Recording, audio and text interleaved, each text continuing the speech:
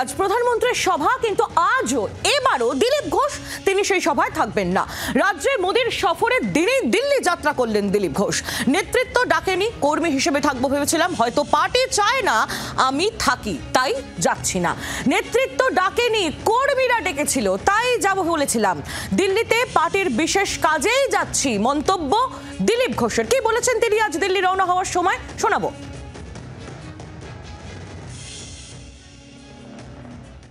বলেছিলেন যে কর্মী হিসেবে আপনি আজকে মোদির সভায় যাবেন। আমাকে কর্মীরা ডেকেছিলেন তাই আমি হ্যাঁ করেছিলাম।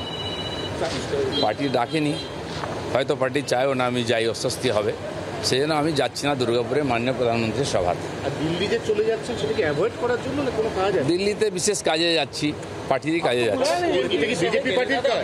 এটা কি বিজেপি পার্টিরই কাজে যাচ্ছি।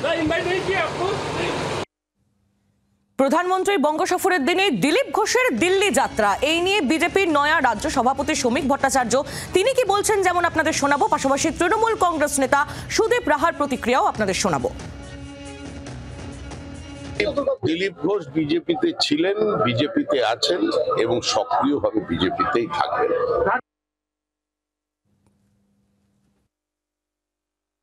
কথা তো ঠিক যে এই দিলীপ ঘোষের নেতৃত্বেই 2019 সালে বিজেপি ভালো ফল করেছিল। এই কথাও ঠিক যে শুভেন্দু অধিকারী বিজেপিতে ঢোকবার পর থেকে বিজেপি ডুবতে বসেছে। আজকে যেখানে শুভেন্দু অধিকারী সেখানেই উপদলীয় গোষ্ঠী কোন্দল।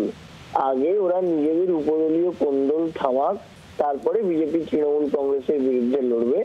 এখন কে কোন মিটিং এ গেলেন এটা ওনাদের দলের ব্যাপার, ওনাদের আভ্যন্তরীণ ব্যাপার। কিন্তু এই কথা ঠিক, তৎকাল বিজেপিদের ঠেলায় প্রকৃত বিজেপিরা চাপা পড়ে গেছে, তারা বারবার লাঞ্ছিত হচ্ছেন। এটা সারা বাংলার মানুষ দেখতে পাচ্ছে। বাংলার আওয়াজ, বাঙালির আবেগ, জি 24 ঘন্টা।